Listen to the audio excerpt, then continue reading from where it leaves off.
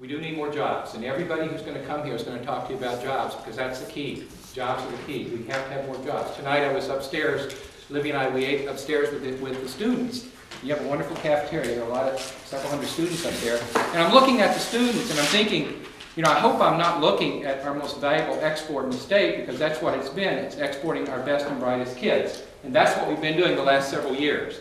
We have to stop that. We have to keep our best and brightest here. So the question is, how do we do that? It's about jobs. I've been going around the state for over a year now, talking to business owners, talking to business managers, small businesses, one or two, up to several thousand, and we have a few of those in Maine, asking, what would it take for you to increase jobs? What I keep hearing over and over, I hear the same things. I hear healthcare, the cost of healthcare. It's too high. You probably know in Maine, it's 20% of our gross state product now. We're second in the nation in per capita healthcare cost. Healthcare is too high. The other thing I keep hearing is energy cost. The energy cost in Maine is 60% more than the national average. We're non-competitive. So businesses are spending money on healthcare cost and energy cost.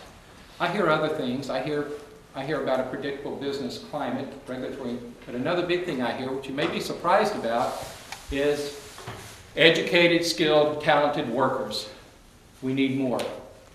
And I hear this from a lot of, believe it or not, there are employers in Maine today, in March of 2010, who are, they're advertising out of state.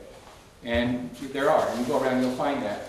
Because we need to focus more on education. And I want to compliment the students who are here at the University of Maine Farmington. This is one of the best schools in the country. You know that, that's why you went here.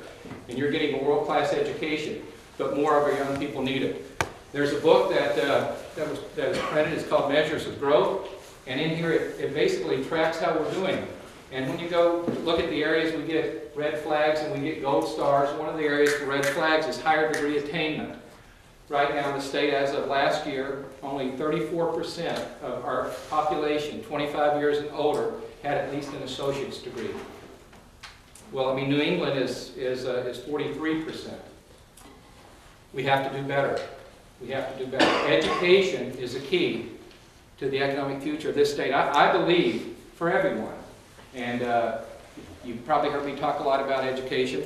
Education doesn't start when you're 12 years old or 15 years old. Education starts with prenatal health care, and you build on that. And right now in the state of Maine, we've got a real problem with young families and young children. Children starting kindergarten not ready and able to learn. We need to really focus on that. And so I just tell you, when you think about education, remember that it's continuous.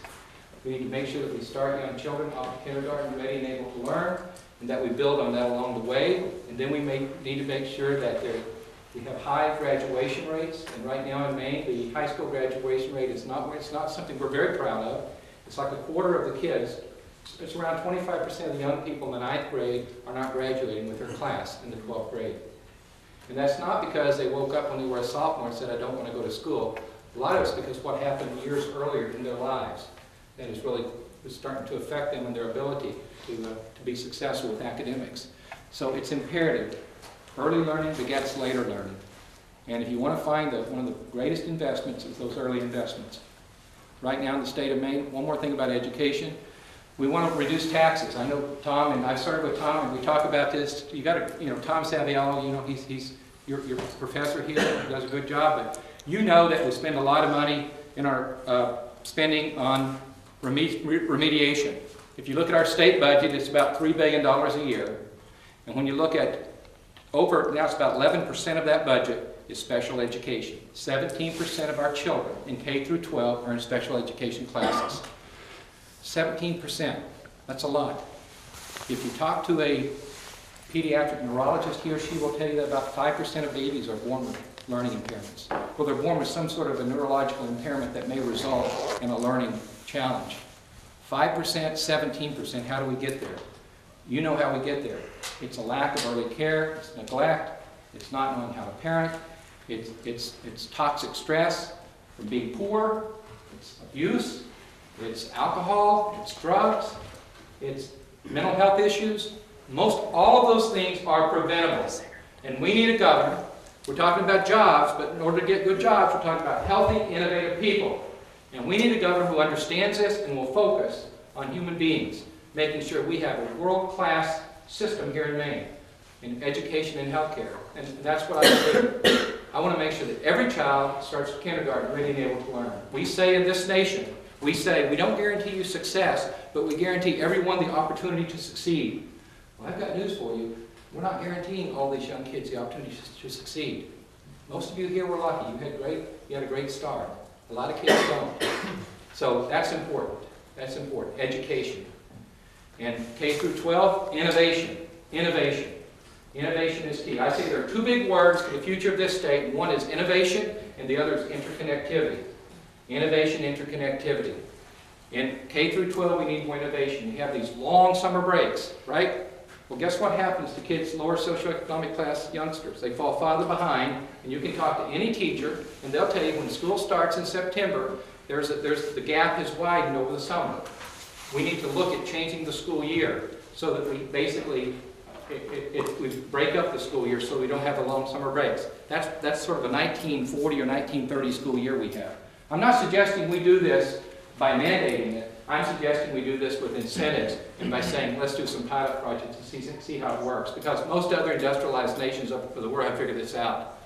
The other thing, I don't know, most of you just got out of high school, a lot of you, the students. When you were seniors, who started school earlier in the day, the seniors or the first graders? Do you remember? Seniors. It was the seniors. Who wakes up earlier in the day? Seniors or first graders? Trust me, first graders. We start to school exactly the opposite of how we know that you learn. We need to use what we know about neurology, about how kids learn, and we need to apply that. And as governor, this is what I want to talk about, because we can do so much better. Education. Education. We have to have skilled, talented people. Innovative. Everybody doesn't need a bachelor's degree, but everybody does need advanced skills. Post-high school education. Our community colleges are going gangbusters, and they're great, and we need those. And again, everyone doesn't have to go to a university, but everyone must have some form of post-high school education and advanced skills so they can participate in the economy.